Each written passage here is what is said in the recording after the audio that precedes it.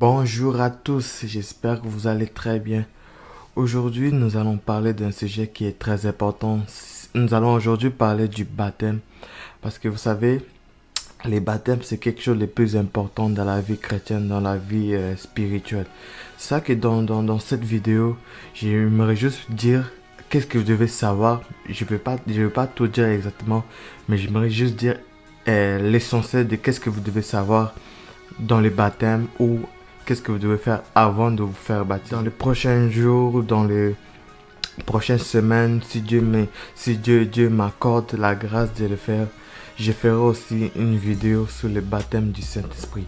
Parce que les deux aussi c'est très important. Les baptêmes d'eau et les baptêmes du Saint-Esprit. Parce que les deux c'est pas des choses les baptêmes du Saint-Esprit c'est une autre chose. Mais dans cette vidéo, j'aimerais juste me concentrer à parler du baptême d'eau. Si tu es nouveau dans ces chaînes vidéo, je t'encourage de t'abonner et de partager ce page ou ce message à des personnes d'autres. La première chose que j'aimerais fortement que tu saches que les baptêmes, la signification du mot baptême, ça veut dire immersion. Ça veut dire que quand nous nous faisons baptiser, c'est par immersion. Les mots baptême en grec, c'est baptizo. Ça veut dire que les synonymes de ces mots, c'est immersion ou plongée. Ça veut dire que quand une personne s'est fait baptiser, c'est une personne qui s'est fait comme immersion, il s'est fait plonger dans l'eau. Honnêtement, ça veut dire simplement plonger dans l'eau. C'est ça que j'ai dit que le baptême par aspersion, ça veut dire que tu mets un petit gouttelet dans ta tête. C'est pas un véritable baptême parce que le vrai baptême, c'est par immersion. Quelqu'un qui doit se faire baptiser, il doit se faire baptiser par immersion.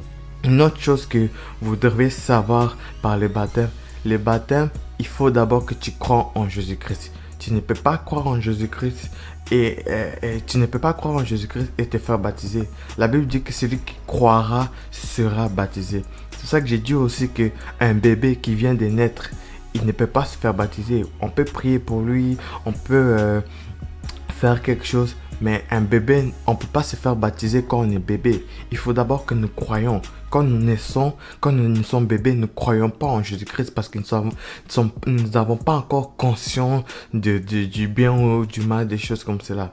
Aussi, une autre chose que que nous devions savoir à propos du baptême, c'est l'engagement que nous faisons envers Dieu. La plupart des gens qui veulent se faire baptiser mais ne veulent pas se faire engager. Ils ne veulent pas s'engager avec Dieu. La Bible ça dit que le baptême ce n'est pas simplement la purification du souillure de notre corps, mais c'est un engagement de conscience envers Dieu. C'est que quand tu veux te faire baptiser, il faut que tu sois conscient de ce que tu fais. Et il faut que tu saches que tu viens de s'engager maintenant dans la vie spirituelle avec Dieu. La plupart, comme j'ai dit, ils souhaitent se faire baptiser, ils veulent se faire baptiser, ils se sont même fait baptiser, mais ils ne se sont pas engagés. Avant que tu te baptises, il faut que tu t'engages. Il faut que tu sois consciente que en te baptisant, tu t'engages. Tu t'engages maintenant dans la vie spirituelle avec Dieu. Ça veut dire que ce n'est plus toi qui vis maintenant. Après ton baptême, ce sera plus toi qui vis maintenant. Maintenant, ce sera Dieu maintenant qui va diriger ta vie. Il faut maintenant que tu saches que pour te faire baptiser, il faut que tu sois conscient de cela. Et aussi, il faut que tu t'engages à ça. Il faut que tu t'engages. Parce que je vous dis, les choses spirituelles, ce n'est pas des choses pour niaiser. Il faut que tu t'engages. Si tu te fais baptiser sans t'engager, on t'a juste mis dans l'eau et tu es ressorti une personne normale. Mais si tu t'engages, tu verras que ta vie va changer après ton baptême. C'est la dernière chose que nous devions savoir à propos du baptême. Les baptêmes là, c'est la mort, comme c'est la mort et la résurrection en Jésus-Christ.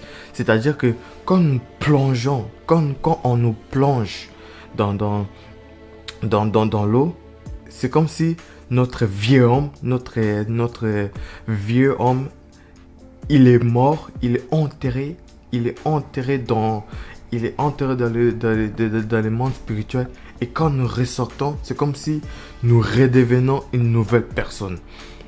Physiquement, nous sommes encore la même personne, mais c'est comme si nous devenons une nouvelle personne. C'est pour ça que quand la Bible dit que celui qui est en Christ est une nouvelle création, les choses anciennes sont passées et voici toutes les choses est devenues nouvelles. Ça arrive quand nous faisons baptiser. Nous nous faisons baptiser. C'est comme si on enterre notre vieil homme et après, quand nous ressortons, nous devenons une nouvelle créature, une nouvelle personne. C'est ça que je me rappelle quand je me suis fait baptiser. C'est comme si l'ancien moi est mort, l'ancien moi est parti. C'est comme si je me suis senti libre. C'est comme s'il y a un fardeau qui est sorti de moi et cette nature pécheresse qui est sortie de moi. C'est juste ces choses que vous devez savoir à propos du baptême. Que Dieu vous bénisse.